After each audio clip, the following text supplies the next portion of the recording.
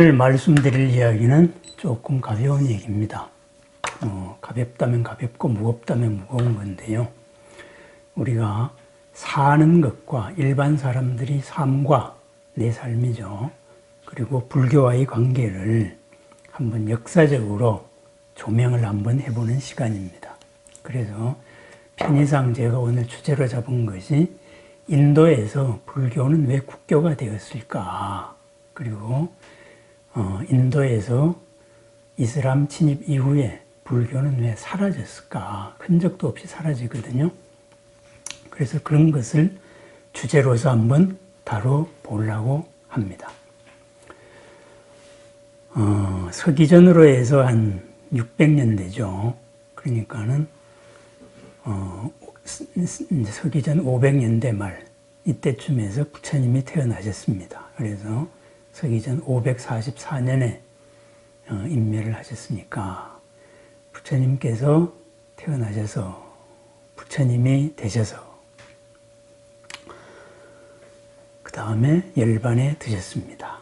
그렇게 해서 부처님께서 전통적인 인도의 전통적인 사상이 아닌 어떤 사문의 사상으로서 불교를 창시하셨습니다. 그래서 새로운 진리를 가르쳐 줬지요.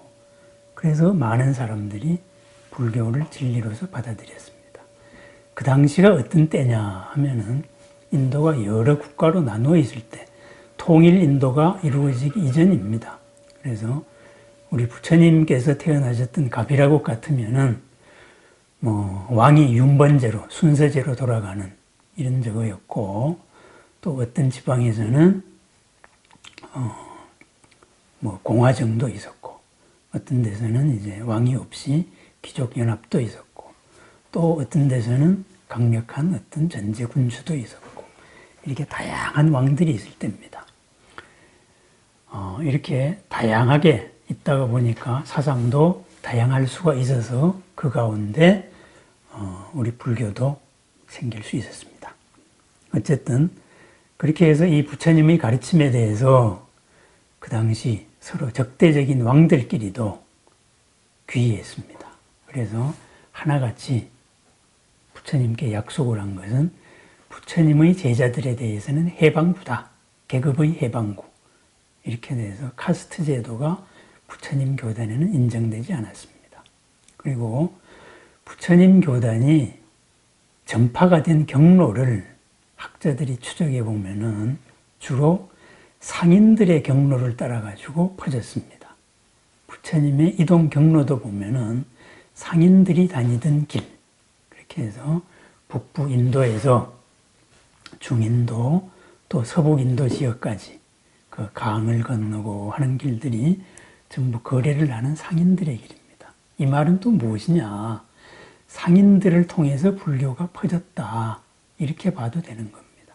그러다가 보니까 상업을 하는 사람들, 그러니까 한 곳에 있어가지고 정착된 어떤 이런 이제 고정된 질서를 토대로 하는 이런 사람들보다는 좀 이득이 있으면은 여러 문화를 거치든지 간에 내가 이루어오면 된다.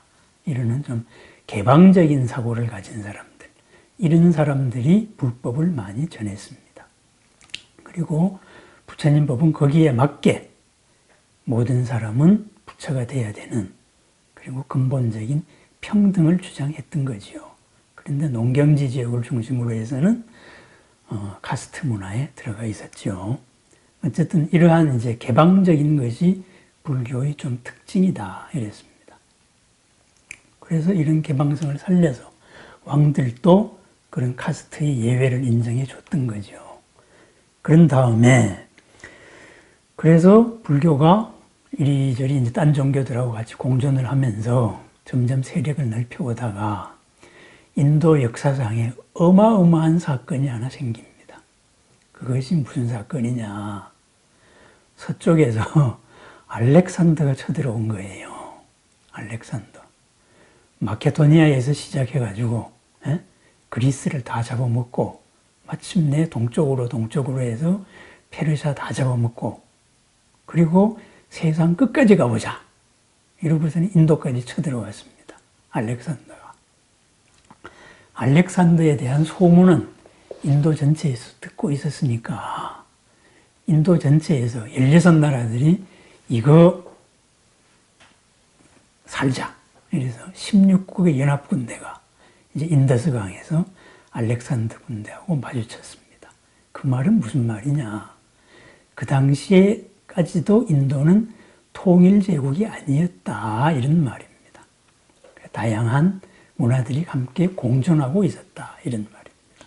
그런데 일단 16국 연합군대가 알렉산더하고 겐지스강에서 1년간 마주쳐가지고 전쟁을 합니다. 그래서 알렉산더도 인도 연합군은 처음 보는 군대예요. 신무기가 있는 거예요. 뭐냐, 코끼리 부대는 생판 처음 보는 부대입니다. 이렇게 돼서 1년 동안 전쟁을 하다가 알렉산더가 고향 떠난 지도 오래됐고 이렇게 돼서 회군을 합니다. 휴전을 하고 회군을 해서 이쪽 서쪽은 그쪽 이제 알렉산더의 그리스계 작은 국가들이 많이 생기고 도시 국가들이 인도는 다시 옛날 인도로 돌아갑니다. 그런데 이 알렉산더 군대를 맞이했던 찬드라굽타, 이 찬드라굽타가 연합군의 장수죠. 연합군의 장수가 마음을 돌려먹습니다. 본국에 가서 다시 신하로 돌아가야 되는데 칼자루 잡았으니까 인도 최대의 무력을 가졌잖아요. 16국의 연합군대. 이렇게 돼서 이 연합군대로서 칼자루를 거꾸로 잡고 인도 통일전쟁을 시작합니다. 왕조를 선포하고, 그래서 마우리아 왕조를 선포하고 인도 통일전쟁에 들어갑니다. 이 인도 통일전쟁이 3대에 걸쳐서 마침내 60년간의 기나긴 전쟁을 거쳐서 아소카 왕 시대에 비로소 한 제국으로서 완성이 됩니다. 비로소 인도의 전체 통일국가가 이루어진 겁니다. 이 통일국가의 과정, 참 참혹했겠죠, 그죠? 60년 전쟁입니다. 그래서 이 통일국가를 이제 이룬 아소카 왕이 이제 인도 전체를 다스려야 되겠다 해서 통일국가를 다스리기 위해서는 어떤 통일된 세계관, 통일된 가치관 이런 것이 필요하겠죠. 그렇게 해서 국교를 가져야 되겠다 해서 나라의 정신을 하나로 모아야 되겠다 해서 아소카 왕이 채택한 것이 바로 불교입니다. 내가 4대륙을 아우르는 전륜성왕이 되었는데 이 4대륙을 아우르는 그런 가르침이 필요하다 해서 부처님의 법입니다. 그러면은 이때의 인도는, 아소카 왕의 인도는 우리가 말하는 지금 인도 대륙의 인도가 아닙니다. 소위 말해서 우리가 아프가니스탄, 무슨 스탄 하는 스탄 지역까지를 다 포괄한 광대한 인도 제국이었습니다. 그러면은 여기에는 얼마나 많은 종족들이 있겠습니까? 얼마나 많은 또 국가들이 있었습니까? 다양한 문화들이 있었습니다. 이 문화들을 하나의 이데올로기로서, 하나의 가치로서 통일하는 중심. 그래서 아소카 왕은 불교를 채택하게 됩니다. 종족이나 문화의 우위를 주장하지 않고, 그리고 강력한 어떤 계급 질서, 이런 것을 요구하지 않는 그러한 개방적인 불교를 선택을 합니다. 불교의 가르침에 의하면은 왕들도 왕이라 그래가지고 하늘로부터 타고난 게 아니죠. 서양으로 따지면은 왕권 신수설 같은 이런 것도 없습니다. 복을 지으면 왕 되는 거고, 복이 다 하면은 그냥 망해가지고 죽는 겁니다. 왕조도 바뀌는 거고, 신분이라는 것도 마찬가지다. 이거죠. 신분. 그래서 지금이 무슨 신분으로 태어났느냐가 중요한 게 아니고, 지금 무엇을 하느냐가 중요하다. 이렇게 해서 각자의 지금 삶의 가치를 둔, 지금 삶의 역할, 그리고 지금 삶의 마음가짐, 이런 데 역할을 둔 이 개방적인 종교가 통일 인도의 이데올로기로 되기에는 참 좋았던 겁니다. 이렇게 해서 불교가 이제 국교로 됐습니다. 그래서 그때가 이제 BC로 따져가지고 한 200년대 중반쯤 됩니다. 그러니까 서기전으로 한 3세기 이렇게 되는 거죠. 이렇게 됐습니다. 그래서 이 마우리아 왕조가 지속이 되다가 뭐 영원히 지속되는 제국이 어디 있겠어요. 지속이 되다가 또한 200년가량 지속되다가 또 망합니다. 망해가지고 또 흩어졌다가 보니까는 또 작은 나라들이 독립을 하고 이랬을 때 그 작은 나라, 서북 쪽의 작은 나라 가운데 우리가 아는 유명한 왕이 하나 있죠. 밀린다 왕문경 해서 그리스계 왕도 있었고 이렇게 하여튼 불교가 다양한 종족에 의해 가지고 유지되어 왔습니다. 그러다가 그 다음에 새 왕조가 일어나서 서력기원 AD 1세기쯤에서는 카니슈카 왕이 다시 인도를 통일합니다. 그래서 새 왕조도 힌두이즘, 정통적인 인도 민족주의가 아닌 이러한 불교를 또 국교로 채택을 합니다. 다양한 국가, 다양한 문화를 다 아우르기 위함이죠.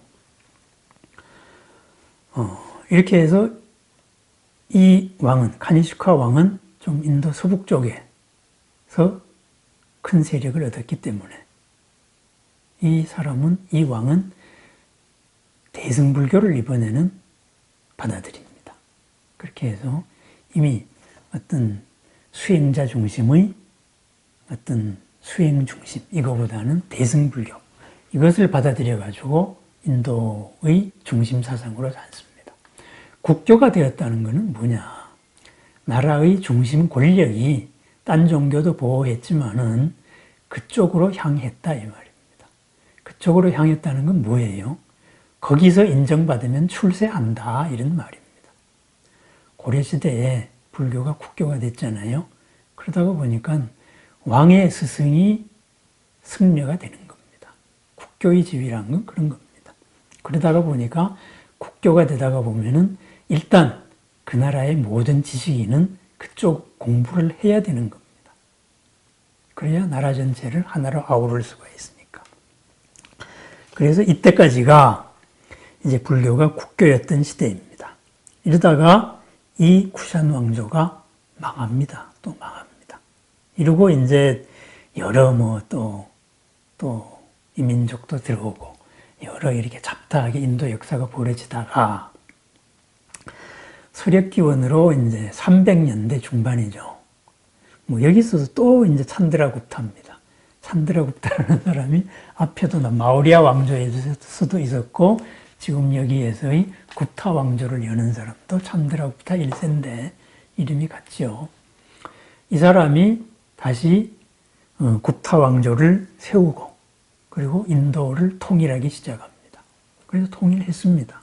그런데 이 굽타 왕조 AD 320년 시작을 했죠.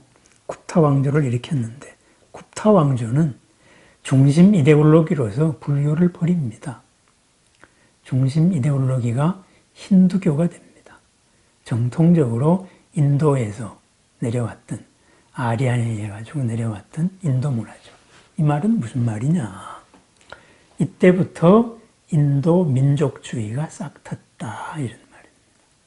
이러다가 보니까 이런 농경사회의 바탕을 한 인도적인 이 질서, 이것으로서 이민족의 문화나 여러 다양한 문화들하고 맞서겠다 이런 겁니다. 이런 사례는 역사적으로도 많습니다. 예를 들어서 우리가 중국사를 봤을 때도 불교가 서력기원 전후해 가지고 들어왔어요. 그죠? 그러다가 그때의 5호 16국 시대 다양한 이제 북방족과 한족 간의 수많은 투쟁 과정에서 수많은 나라들이 생깁니다. 그때는 한족은 대륙 전체의 주인이 아니었단 말이죠. 이러다가 북방민족이 중국을 먹고 그러다가 다시 한족이 그 북방민족을 먹고 이렇게 돼가지고 그 수백 년의 시간을 거쳐서 마침내 수나라, 짧은 수나라, 그 다음의 당나라라는 거대 제국이 이루어집니다. 그렇게 해서 대당이 이루어졌을 때 결국은 천산 서초까지를 지배하던 여러 이민족을 아우르는 당나라가 이루어졌을 때 당나라의 중심 사상이 바로 불교였습니다. 왜? 수많은 민족들을 다 아우를 수 있는 통일 이데올로기는 정신적으로는 불교였던 거예요. 그 다음에 통치의 방법으로서 유학적인 이런 여러 가지를 썼죠. 이러다가 이 이제 당의 건국자도 건국한 이제 이세민도 북방계라는 설들이 있죠. 이러다 보니 개방적인 문화였습니다. 그러다가 이 당이 망하죠.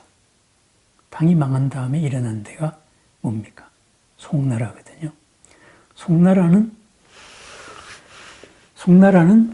조금 이제 송나라가 일어날 때쯤에서는 이쪽에서는 이제 금도 발행을 하고 이렇게 해서 조금 복잡합니다. 북방민족들이 완전히 세력을 잃지 않고 통일제국, 당나라가 무너지면서 자산 쭉 일어나니까 송나라는 철저하게 한족 중심으로 갑니다. 이러다가 보니까 송나라 대에 와가지고 어떻게 되느냐. 중화주의가 싹 트는 거예요. 이러다가 보니까 송나라에 와서는 불교의 모든 내용을 유학에 집어넣어 버립니다. 그게 성리학입니다. 이렇게 해서 성리학으로서 중심 사상이 성리학으로 바뀌는 거예요. 그리고 불교에서도 불상, 교학 이것이 중국인으로 대치가 됩니다. 가장 대표적인 게 지장보살이 중국 승려의 모습으로 바뀝니다. 그리고 부처님의 사상보다는 우리 조상들, 중화의 조사들이 더 짱이다 해서 선종이 갑자기 조사의 종교로 바뀝니다. 이런 식으로 이게 바로 중화주의거든요. 이런 식으로 인도에서도 이 굽타 왕조 때 바로 힌두교가 중심이 됩니다. 힌두교가 중심이 된다는 건 뭐예요? 국교가 됐다는 것은 나라의 모든 지식인들이 그것을 중심으로 모든 질서가 재편이 됩니다. 이렇다가 보니까 불교도 지금까지 보호를 받고 있다가 이제는 우선순위가 밀렸습니다. 이러다가 보니까 불교가 힌두교를 따라가는 사건이 생깁니다.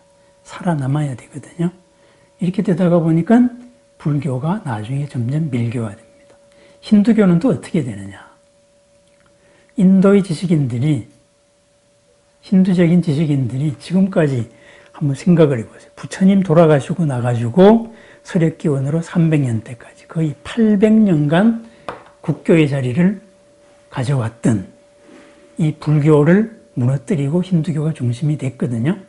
이러다가 보니까 이 중심을 갖추기 위해서 불교에 있었던 가장 핵심 사상들, 이것으로서 힌두교를 재포장합니다. 이것이 오늘날의 힌두교입니다. 그 당시의 힌두교입니다. 이렇게 해서 지식적인 면으로서 상층부에서는 교학이 힌두교가 불교를 가져와서 힌두교가 완성이 됩니다. 그러니까 구별이 없어요. 그리고 실제적으로는 힌두교가 중심이 돼서 계층 질서, 농경사회의 절대 왕권, 이것에 통치하기도 좀 편하고 이렇게 돼서 바뀝니다. 그래서 내려오고 불교는 그냥 종교로서 보호를 받는 정도입니다. 그런데 그 다음에 인도 역사상 가장 두 번째 어마어마한 사건이 생기는 거죠. 그것이 바로 서력기원 600년대에 생겼던 이슬람이 점점 더 세력을 넓혀가지고 서력기원 900년대에서는 실실 인도를 쳐들어오기 시작하다가 마침내 1100년대 말 인도를 정복을 합니다. 지금 아프간 지역의 출신이었던 무하마드 구루라는 이런 장군이 1192년 델리 근처의 타라안 전투에서 힌두 연합군을 물리치고 바로 인도를 정복을 해버립니다. 알렉산더는 물리쳤는데 이 힌두 군대한테는 깨졌어요. 이러다 보니까 이제 이슬람의 정책은 딱 간단합니다. 뭐냐? 우리 종교를 믿으면 세금을 감해준다. 그리고 우리 종교를 믿으면 어떤 피부 색깔이든 어떤 문화든지 간에 형제다. 이렇게 됩니다. 그리고 우리 종교를 믿지 않으면 좀 세금 좀 많이 내라. 죽을래 아니면 믿을래 이거는 아니고 상당히 좀 이제 평등한 그런 종교입니다. 어쨌든 이슬람이 쳐들어온 초창기에 아마 지금 탈레반 같은 원리주의자였나 봐요. 이 사람들은 힌두의 사원을 파괴하고 불교의 사원들을 파괴하기 시작합니다. 뭐 그때 나란다 승원 같은 데에서는 6개월 동안 불탔다 그래요. 이때 이 이슬람의 침입하에서 지금 이제 부다가야의 대탑, 30m가 넘는 대탑이죠. 이 평지에 있는 이 대탑을 보호해야 되겠다 해서 전부 다 지게로 져가지고 흙으로 묻어가지고 산으로 만들어 버립니다. 그것이 나중에 1800년대에 발견이 됩니다. 어쨌든 불자들은 이런 식으로 불교 유적지를 보호를 하고 그리고 모든 불경들을 북쪽으로 설산 속에 숨기기도 하고 뭐 이렇게 됩니다. 그런데 이슬람 지배하에서 힌두교는 살아남았습니다. 힌두교 문화. 그런데 이슬람 지배하에서 불교는 그냥 녹아버린 듯이 없어져 버렸습니다. 이 원인이 뭐냐? 이렇게 돼서 여러 가지 학술적인 얘기가 있습니다. 그래서 뭐 이슬람 침범해서 다 불태워서 그렇다. 그 불교만 태웠습니까? 아니잖아요. 그죠? 이슬람의 침입 이것만도 아니다 이거죠. 그럼 불교가 힌두화돼서 그렇다. 뭐 밀교 이렇게 돼서 힌두화돼서 그렇다. 그거는 뭐 이해가 될 수 있습니다. 여기에서 우리가 현실적으로 한번 생각해봐야 될 문제가 하나 있다 이거예요. 불교가 국교화됐던 거와 마찬가지로 불교가 인도에서 사라지는 것도 같은 이유일 수가 있습니다. 뭐냐? 불교가 국교화됐던 것은 전 세계적인 모든 종족을 아우르는 통일국가를 만들기 위한 평등사상이거든요. 그렇다면은 불교를 믿든 인도라는 질서 속에서 하층에서의 불교를 믿던 사람들은 그냥 그대로 불교하고 같은 힌두교를 믿으면 되는 거예요. 그런데 불교를 믿다가 힌두교를 믿으면 어떤 사태가 생기느냐? 힌두교의 카스트 제도로 들어가야 됩니다. 현실적인 삶에서. 그러면은 인도 대륙의 안쪽에 있던 이런 사람들의 불교는 그냥 카스트대로 들어가면 돼요. 그런데 이쪽이 아니고 자유분방하게 살아왔던 저 서쪽에 있던 사람들, 서북 쪽에 있던 사람들은 어떻게 되느냐? 이 사람들은 심각한 문제에 부닥친 거예요. 인도의 종교 지도자로서의 승려들은 다 죽었습니다. 이제 불교를 유지해 왔던 뭐 상인들이라든가 아니면 여러 이제 귀족들이라든가 이런 사람들이 이제 중차대한 기로에 섰습니다. 평등 사상에서 카스트의 질서 속으로 내가 다시 들어갈 것이냐, 아니면은 카스트 없는 이것으로서 살 것이냐. 결국은 카스트로 들어가서 종교로 살아나는 것은 힌두교가 됐습니다. 그럼 카스트에 들어가지 않는 자들, 않은 불자들, 회교도가 된 거죠. 장사를 한 사람들, 그죠? 조금 이제 자유로운 정신의 소유자들. 그렇습니다.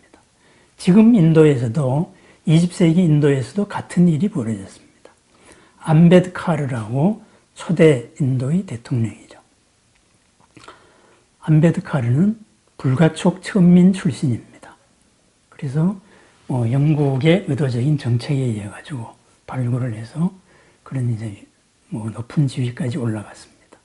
암베드카르가 불가촉 천민을 사람답게 살아야 되겠다. 방법이 없는 겁니다. 헌법에 아무리 평등을 만들어 놓으면 뭐랍니까? 현실에서는 불가촉 천민이에요. 사람 대접 못 받고 사는 거예요. 그래서 암베드카르가 선언을 한 것이 50만 불가촉 천민을 불교로 개종하자. 그래서 집단 개종을 시킵니다. 뭐예요? 개종을 하는 순간에 카스트에서의 해방입니다. 그러면은 그 다음에 일어나는 피비린내 나는 일들이 많이 벌어졌습니다. 비하르주 같은 데에서. 뭐냐? 저것들이 불가촉 천민인데, 불교 믿고 카트에서 이제 벗어났다고 땅을 사고 감히 아주 땅 주인을 하려고 그래? 해서 인종차별 때 KKK 단같이 죽이고 뭐하고 이러는 막 생존투쟁도 많이 벌어졌습니다. 그렇습니다. 어쨌든 이 카스트 안에 살겠다. 이 사람들은 힌두교로 살면 돼요. 그런데 종교를 떠나가지고 나는 카스트 안에 들어갈 수 없다. 그렇게 해서 내 신분이, 내 직업이 대대로 우리 아들 만대에 이르기까지 그걸 못 벗어나게 한다. 그건 받아들일 수 없다. 이런 사람들은 좀 회교로 간 거예요, 현실적으로. 그러니까 20세기에 와서 불가촉 천민의 불교로서의 개종사건과 같이 불교가 인도에서 이슬람에 의해 가지고 무너졌을 때 일반 신도들의 선택은 힌두 아니면 이슬람이었다 이거죠. 그런데 이런 카스트를 받아들일 수 없었던 이런 불자들은 이슬람으로 갔습니다. 이슬람은 일단 개종을 하면은 누구나 형제입니다. 아주 대접을 잘해줬습니다. 카스트하고는 아주 대비됐던 거죠. 그래서 이러한 종교적인 그리고 사회적인 역사적인 이러한 배경이 불교가 망했을 때 불교가 사라진 이유 가운데도 있다 하는 말씀을 드리는 겁니다. 결국은 뭐냐? 현실의 삶이 불교를 믿어서 현실 삶에 내가 피해를 받는다. 이러면은 불교 인구가 주는 게 당연한 거예요. 그리고 불교 사상을 지키기 위해 가지고 그보다 현실 삶이 더 내가 힘든 삶으로 들어가야 되겠다. 그럼 불교를 못 믿는 겁니다. 그런 강요의 순간이 인도에서 이슬람 침입 이후에 불교도들한테 선택이 되었다 이거죠. 그러다가 보니까 이런 모든 유적을 묻고 이런 어마어마한 일이 일어났음에도 불구하고 그러한 일이 이슬람에 의해서 발각되지 않고 불교 유적은 또 그대로 유지되어 왔던 겁니다. 그건 뭐예요?